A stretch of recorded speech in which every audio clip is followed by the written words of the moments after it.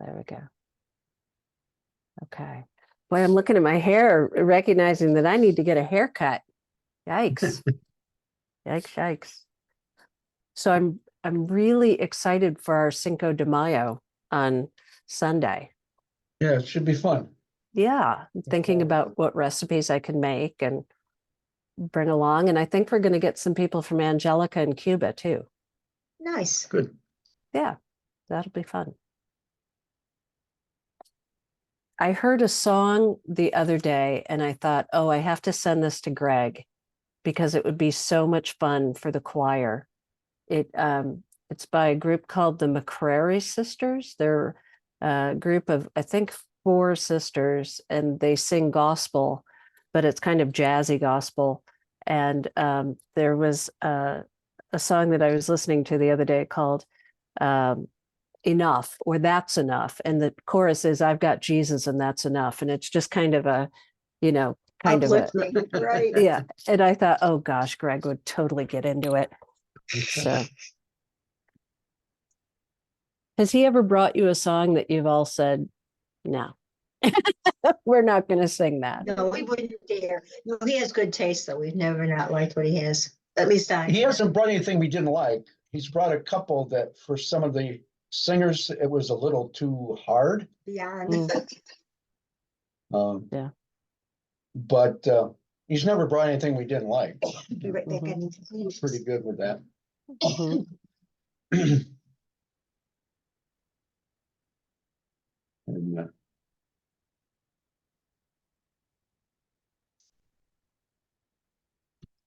When I served a parish in Massachusetts, we always did an Advent lessons and carols, and they always did this song. I don't remember exactly what it's called, but the chorus of it was about Mary lay abunden in a bond, and it was this English carol, and it was, and I just didn't like it.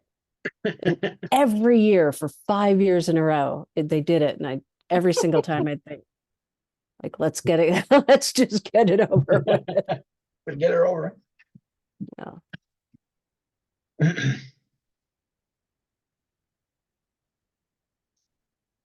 Got all my questions laid out here, ready to go. Good. Did you hear as nice a day as we did here? It's a beautiful day here. No. Oh, It was I'm looking out the window now, like that's going to make a difference. It was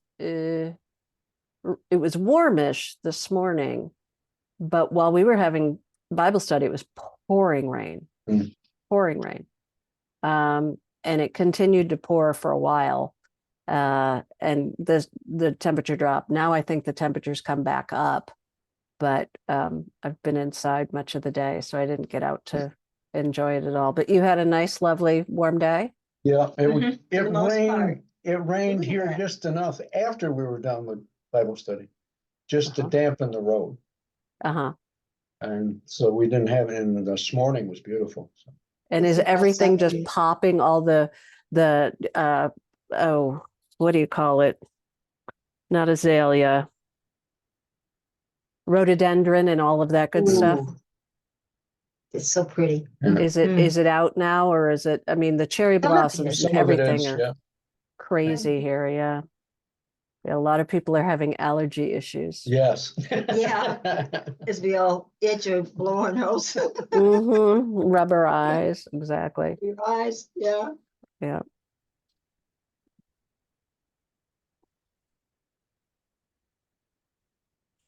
Well, have you finished the book? No, Okay. close. I'm It's a- over half. It's a good read. It I is had a a good late read. start, and then when I got into it, I couldn't put it down. It's one of those, isn't it? Yeah. Mhm. When I was going back through it, I have a lot of pages marked. I was going back through it and making notes, and I'd start reading again, and I'd think, you've read this book, but I'd start reading it again. Just because it's really a good book. So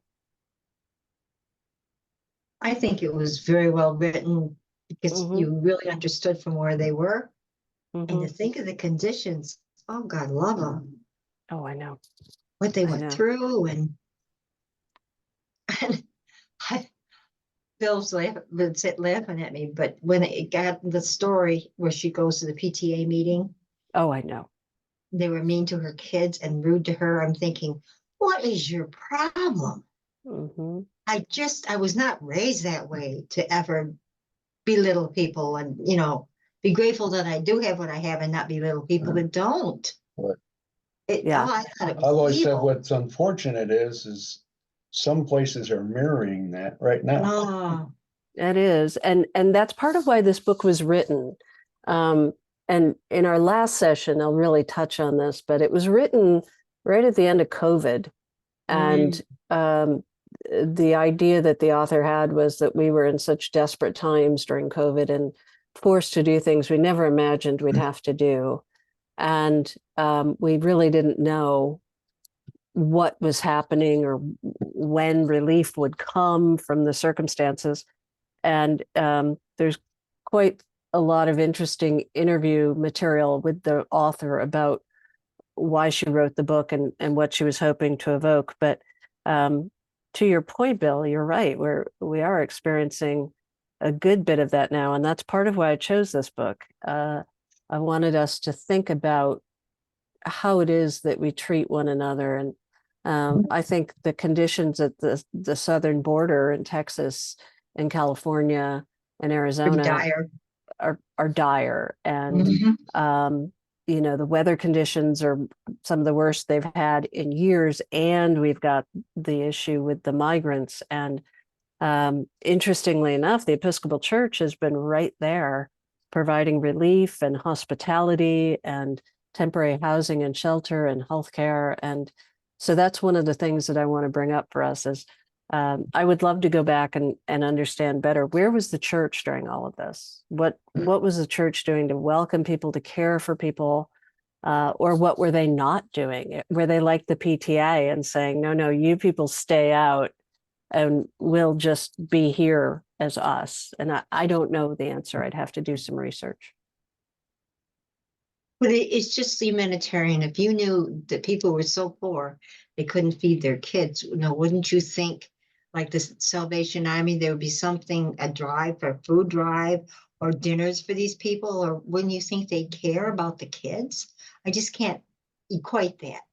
Yeah. And the whole concept of you've read far enough now. So the whole idea of the company and people, camping in the company fields and being constantly beholden to the company. They can never get Right. out from underneath their debt. And um, that came true for me when I was living in Massachusetts, and I lived in a mill town called Andover. And that's where all the managers lived, but all the people lived in Lawrence. And there was a part of Andover called Ballardville, and that's where the company store was. And you would come to pay your debts, but you worked in the mills. You never got out from under that debt. Mm. And I can't imagine how utterly demoralizing that must have been. I just can't even begin to think about it. Well, we might as well jump in. It's just us chickens, but that's okay because we're recording it. So I want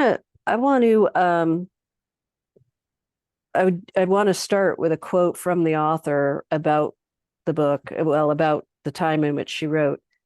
She said, "We've gone through bad times before and survived, even thrived. History has shown us that strength and durability of the human spirit, in the end, it's our idealism and our courage and our commitment to one another, what we have in common, that will save us." And I read that tonight and I thought about our Bible study today and the idea of how we are supposed to be there loving and caring for one another. But not just that, we're doing it because we have an idea of who we are to be and how we are to be. We have this idealism, we have courage, we have commitment. Do we have the same sort of courage and commitment now?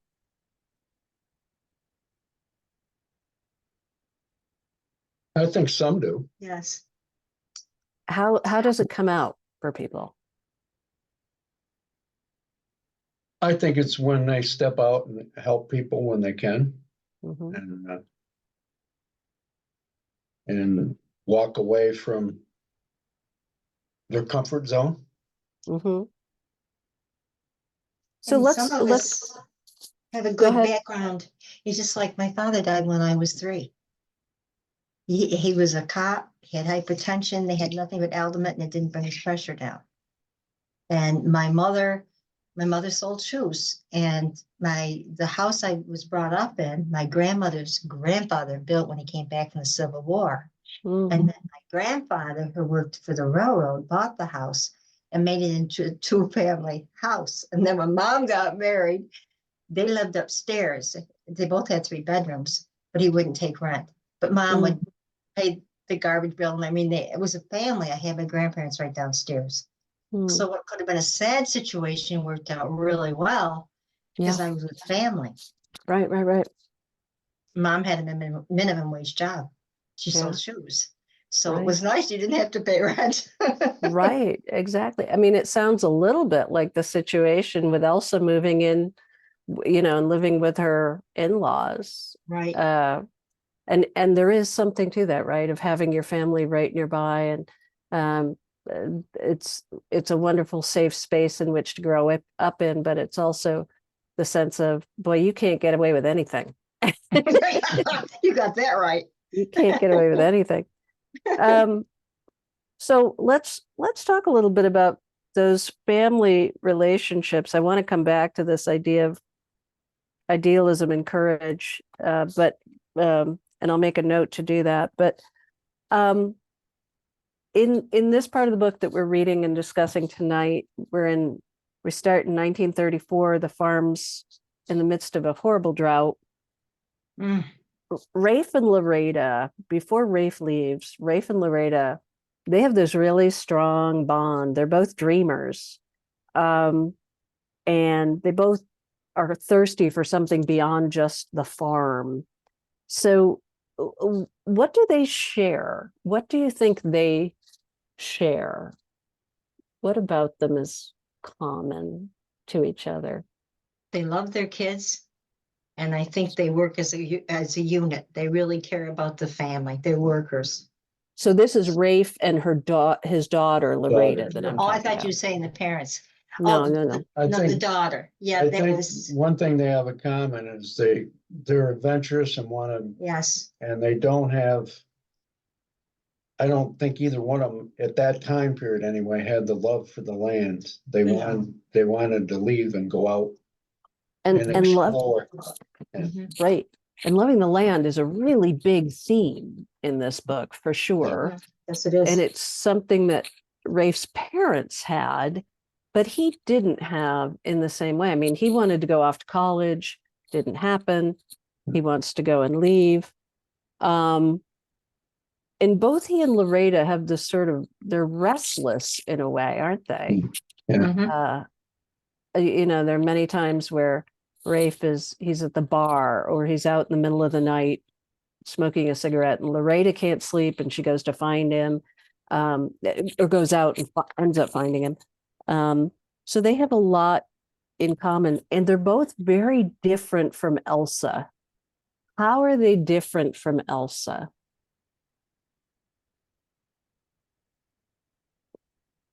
I think Elsa was much more internal Mm-hmm. and was very fearful of expressing herself in fear that she would make somebody mad or irritated. Yeah, I mean, Well, that's Elsa too much a lives, peacekeeper, but I don't dare say what I'm thinking because they're gonna get mad at me. right. Elsa was born, I think she had this really sort of deep-seated sense that she was not worthy, that she'd always done something wrong. Her parents and her sisters certainly drilled that into her, this idea that she was weak, she wasn't good enough, etc. Rafe and Loretta, the daughter, both of them have this sense of, well, why shouldn't we go after something more? And Spunky. Mhm. spunky and a little bit fearless in a Mhm. sense I wouldn't Mhm. say entitled, but a sense that there is something larger and that they're silly if they don't go and pursue it. Right, Yeah. right. Um, so, but Elsa, is just so happy to have what little she has. She reminds me of that woman in scripture who is begging Jesus for attention, and Jesus says, get away from me. And she says, listen, even the dogs eat the scraps under the master's table. And Elsa will take any little scrap that is She can sent get, her way. In the first part of the book, she gained some courage in the latter part of the book, but I struggled, and I'm wondering what you thought about the relationship of Loretta to Elsa. Loretta is so angry at her mother. Even before Rafe leaves, she's just so angry. She doesn't think her mother likes fun. She doesn't think her mother knows how to enjoy herself. Mm. Loretta really has a thing with her mom. And I'm just wondering what's at the core of that. Do you have any idea? I do think there's a thing with daughters to kind of lean toward their dads and with sons to be close to the mother. I don't understand the Mm. mechanism, but I think it's true. So maybe that's what was going on with her.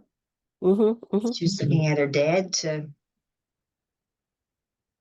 Also think that she felt that her mother was holding her dad back. that was not Oh, right, right. And of So, course, that wasn't what was happening. If No. anything, Yeah. Elsa was rescuing him, Right. yes. Yeah. right? Mhm. So Rafe wants to leave, Elsa doesn't want to leave.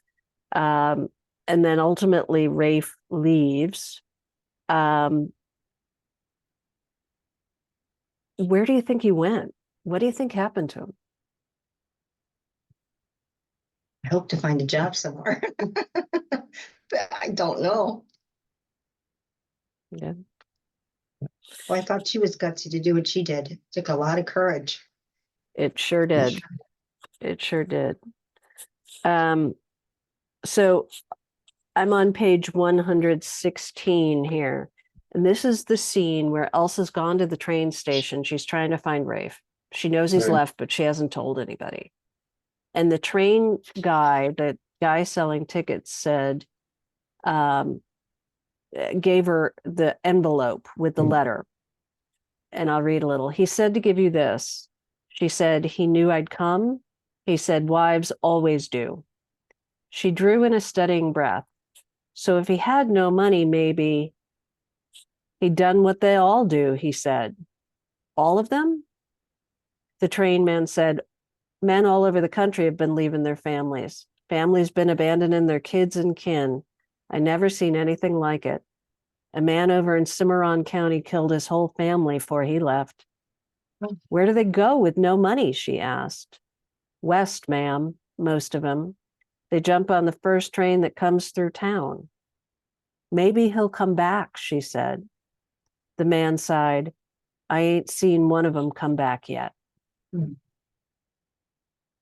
So Imagine.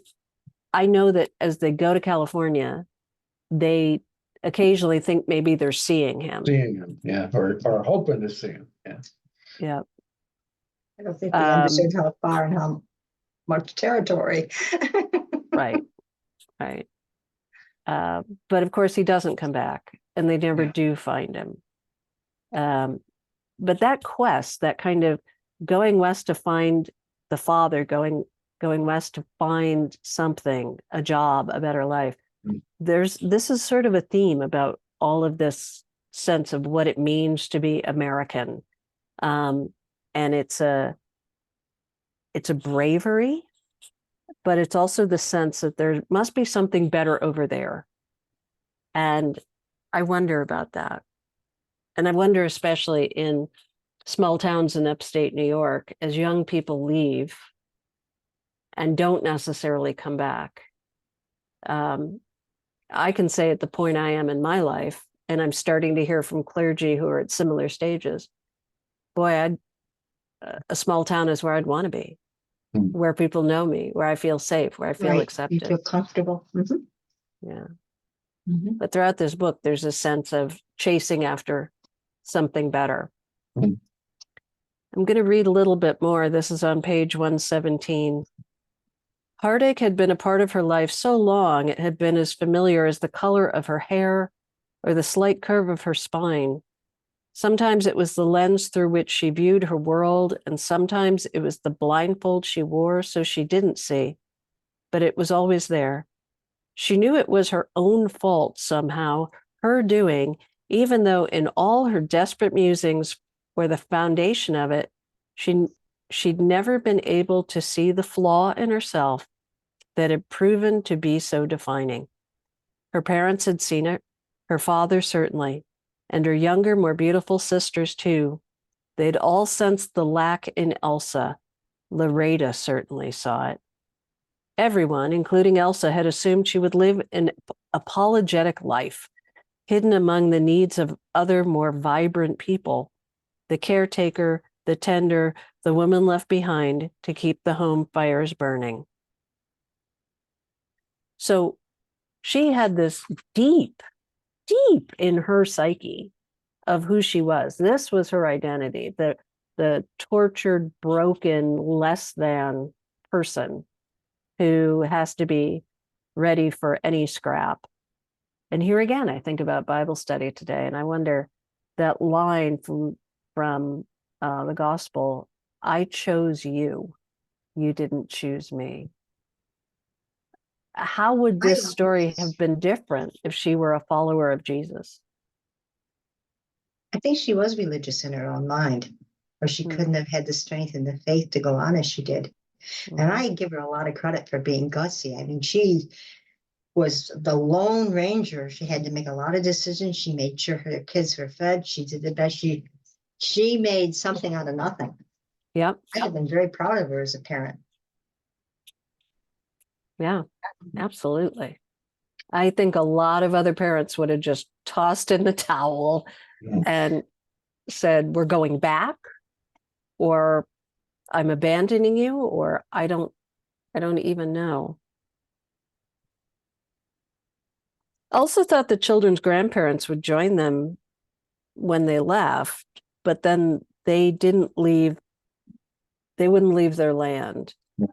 And Loretta at one point says, they're like a plant that can only grow in one place. Mm. What does she mean? What does Loretta mean by that? Some people do Yeah. not do well. Yeah, some people don't like There. to move on or go, Or but change. I think if you look at it perspective in history, when when they actually moved to Texas, land was the way to prosper, Mm-hmm. For a better life. and it became their life. Their land was their life, and so leaving the land was almost ending their life if they had to leave. But it was the Yeah. Dust Bowl. Yeah. You couldn't grow anything. There was no water. It was awful. Mm-hmm. Mm-hmm. Yeah. Yeah, I don't know. I mean, I've thought about, after Katrina or Mm. after some of these awful storms that have happened, and people have just been forced to pick up and create a new life. And it almost feels like the grandparents are too exhausted. You got a point there. Yeah. For the grandparents, I'm sure you're right. They had seen so much and gone through so much. Yeah. That's right.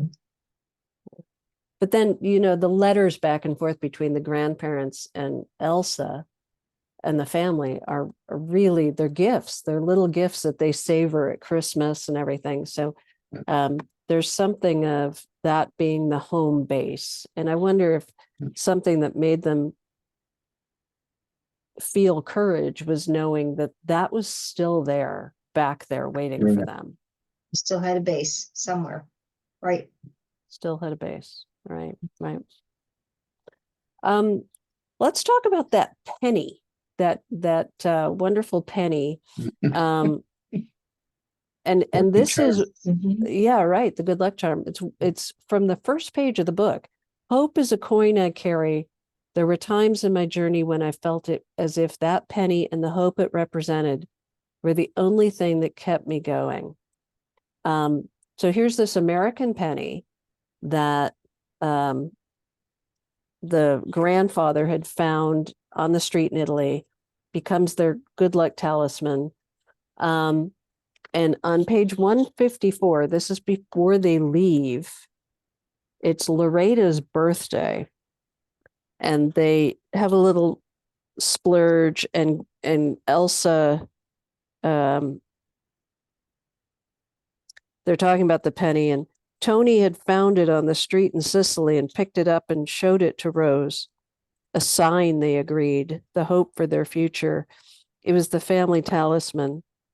The penny had made the rounds every New Year's morning as each member of the family held it for a moment and said aloud what their hope was for the new year. They passed it around when they planted crops and on birthdays. On the back of it, curled on either side, were beautiful embossed shafts of wheat. It was little wonder Tony believed it had shown the Martinellis their destiny. Rose handed the penny to Loretta, who stared solemnly down at it. She said, "Make a wish, Cara." And Loretta said, "I don't believe in it anymore. It didn't keep our family together." Rose looked stricken. It was a moment when she recovered and managed to smile. Loretta stared at Elsa, teary-eyed. "He promised to teach me to drive when I was 13. Elsa said, "I will teach you." "It's not the same," Loretta said. There was a short beat of awkward silence. Then Rose said, "You will believe again, and even if you do not, the coin has its power." Aunt said, "I'll take her wish. Give me the penny." So here's some interesting tension, right? For Rose, it's all about what this penny has done.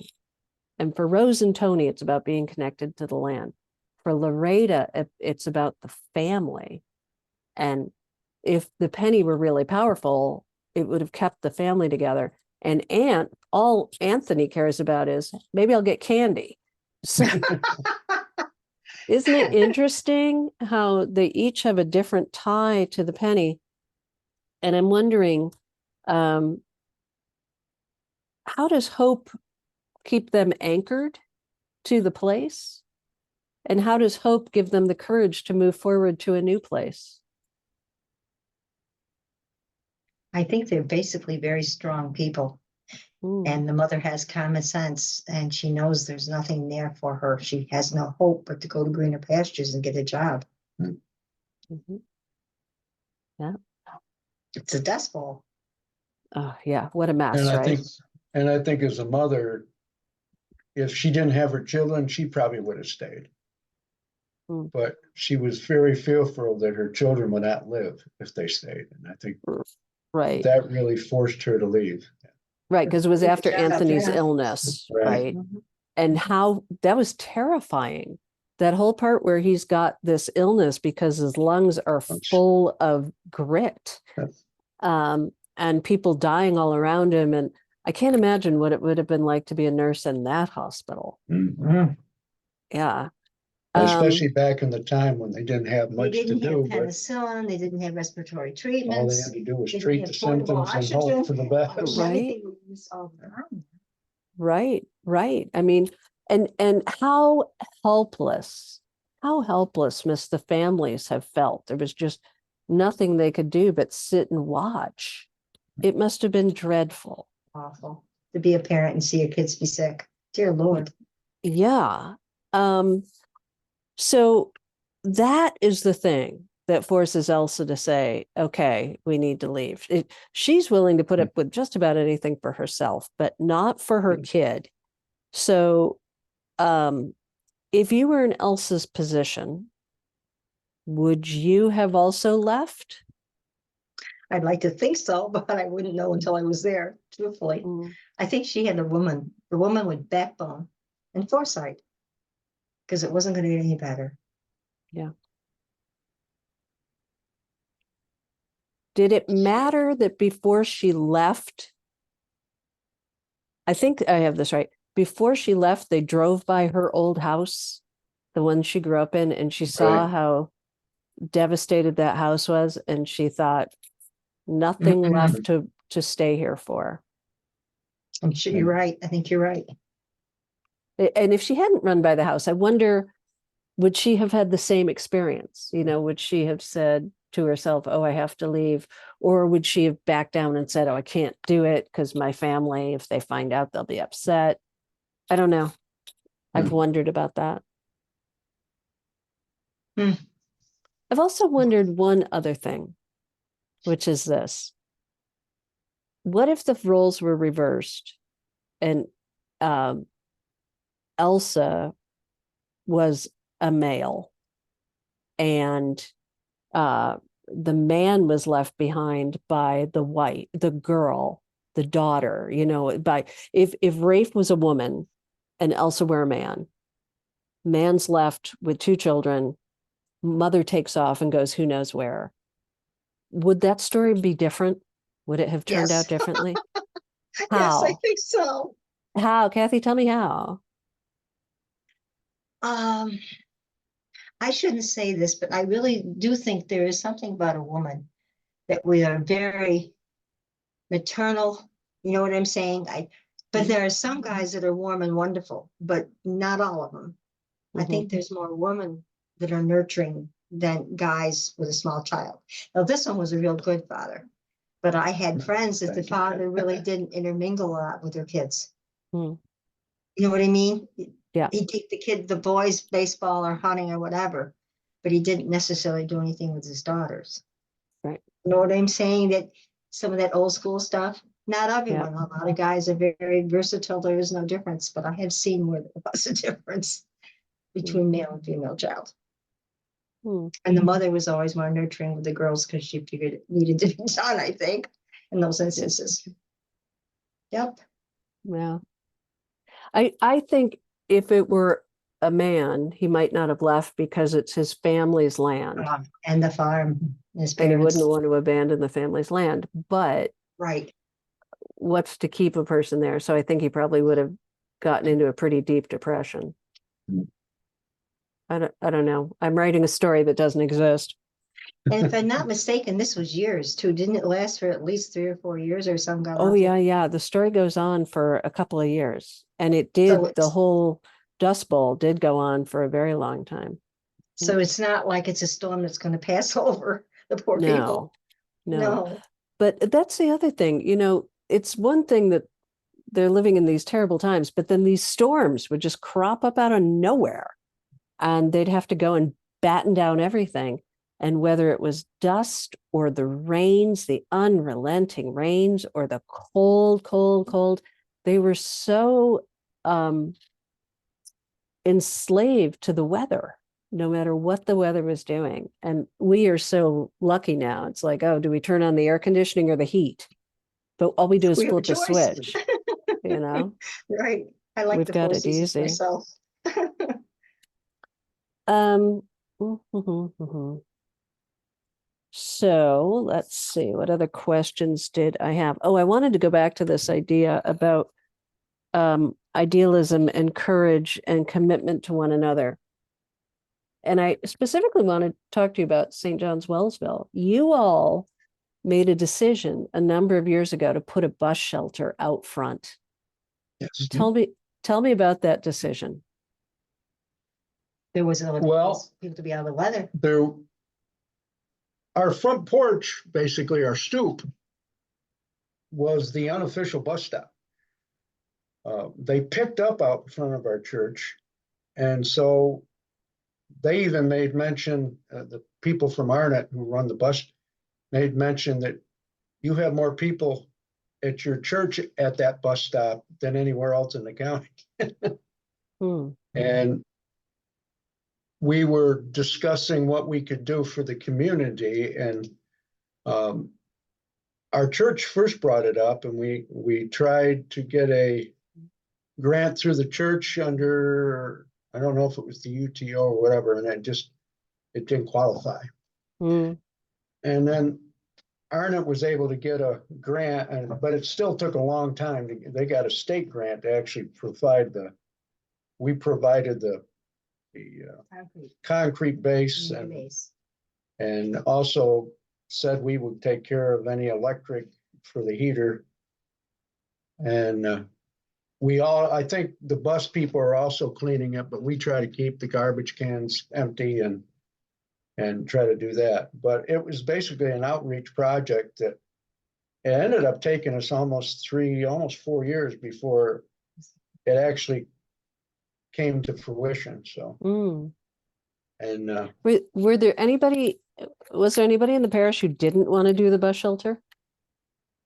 no, No, they all agreed that it no, was they all thought it was a good idea. Like I said, basically it was a bus stop anyway. They were sitting on the stoop, On the and they bench. still, even with the bus stop there, we still have people that'll Sitting sit on the on the stoop stairs. and They sit like the outside. stoop. So you made the decision to have it heated. And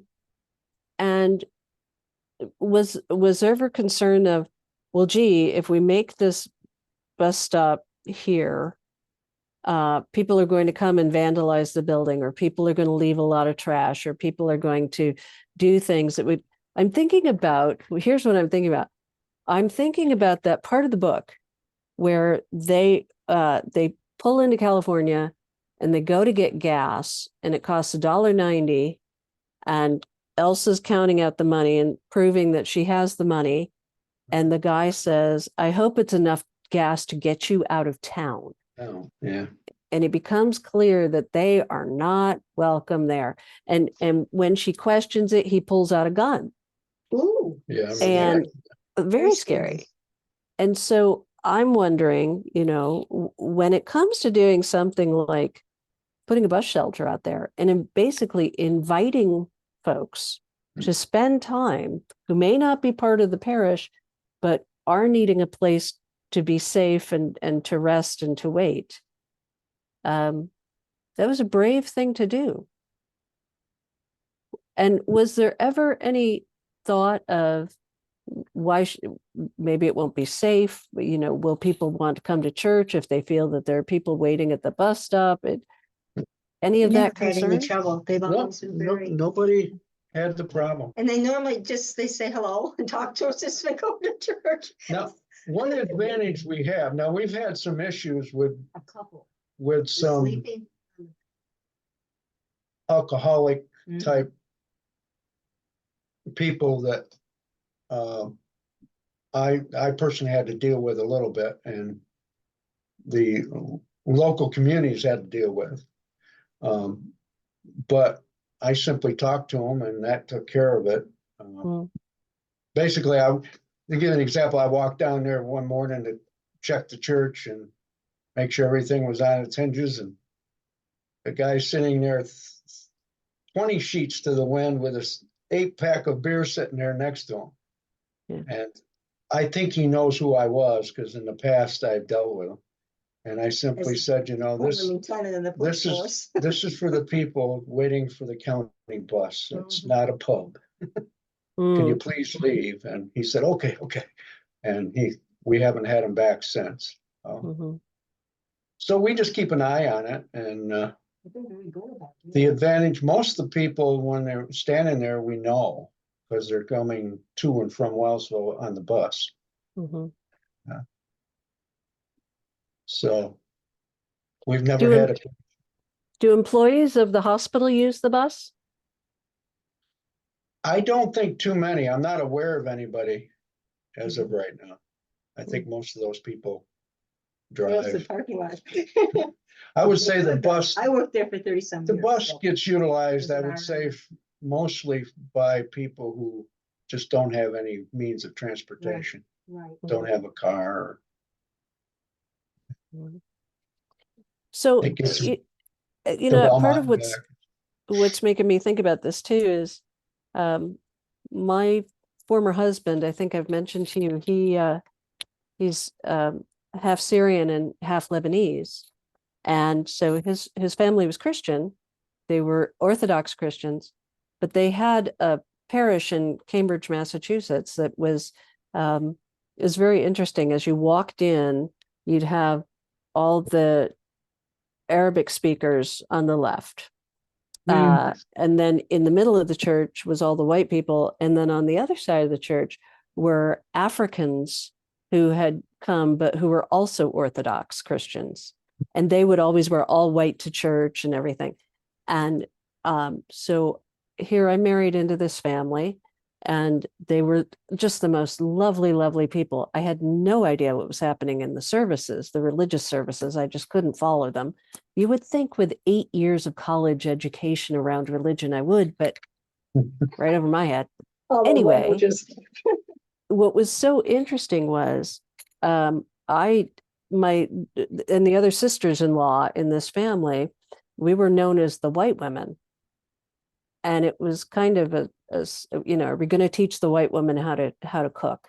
Are we going to teach the white women the language? And after a while, we'd pick up a little bit of the language, and we'd fire it back at them, and they'd go, "Uh-oh."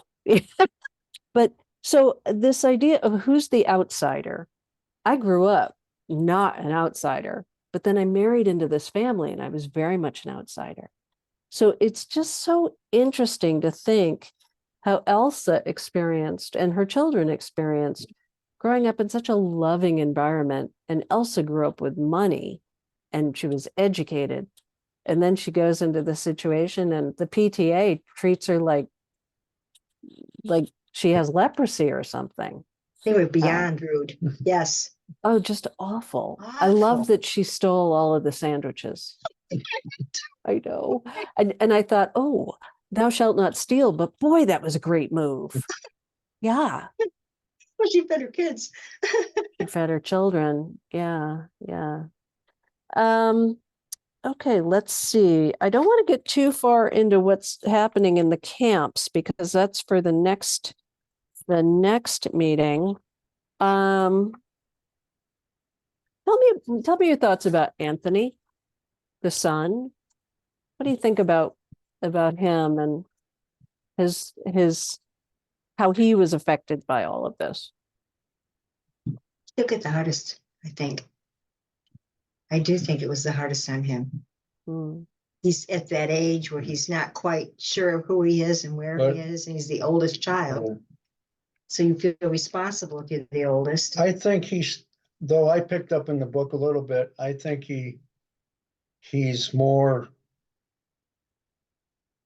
I think behind in his head, he's not happy with his father leaving. I think he thinks he abandoned him. Took it the hardest. More you're than right. I think Loretta sort of blames mom, at least at the beginning. I don't think he blames his mother. I think he blames his dad for not staying. Yeah, he definitely has more affection for his mother. And he retains a kind of child, an innocence in all of it that is very refreshing. His mother comes walking up, "Mommy," and he's so excited to see her. And the first night in the camp when Loretta and Elsa are not in the tent, he gets very panicky. But there's just a child, really lovely sort of grounding in innocence that he represents, and his willingness to sort of pretend and say, "Oh, we're on a big adventure." And I wonder at times how much our Lord would prefer that we are more like him than Loretta, who reminds me of the grumbling Israelites, "Oh, this manna, and oh, we're supposed to eat this," and and I understand she's an adolescent girl. Did you feel for Loretta? Were you frustrated by Loretta? Would you have treated Loretta differently than her mother did? I think she's kind of a normal girl. Think about it. I think so too. My mother used to say that too. Boys are easier to raise than girls. Girls can be moody or cliquey, or guys just kind of get along to get along. You're not necessarily always, but normally boys are easier to raise than girls. I'm laughing because the treasurer in my former parish had two daughters, and he would occasionally come to church, and I'd say, "Oh, is there something to work on?" And he'd say, "Nope, just a lot of girls at my house right now." And he'd say, "I just needed to leave all that behind." And he said, Oh, and it's funny. "I'll come mow the lawn, just got to get away." I get that. Yeah. Yep. Okay, well, I think we've pretty much covered everything we can for tonight. Okay, The next 9 chapters will take you into the camps where they lived. We'll meet another family and hear about their situation, which is just unbelievable to consider how they even do it. We'll spend Christmas Day at the camp and see what that's like. The kids will go to school. So lots more to cover. What questions do you have that we haven't yet talked about? no, I think we pretty well covered it as far as I can see. Would you It's been very revealing. It's the way it's written, you're kind of there. Mhm. You know, I have read about like the grapes of wrath and different things, but this is more like being there. Yeah, it You know sure what I'm is. saying? To follow the story. It sure And I is. can't imagine the bravery of these people. They just kept pushing on. Yeah, I have to admit that reading this book, I really wish that my parents were still alive and that all of my aunts and uncles were still alive, because I'd love to ask them what it was like to grow up during this period. And you know, I can't imagine.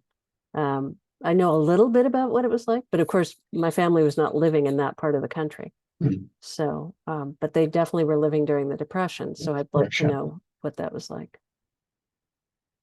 Would have been an experience, I'm sure. Mhm. But they all got by. Like my grandpa worked for the railroad, but he worked 2 or 3 days a week because there wasn't worth the money. Mhm. But everybody had gardens.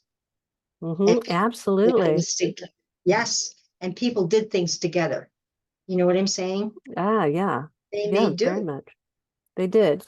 Where was I recently? Where was I driving?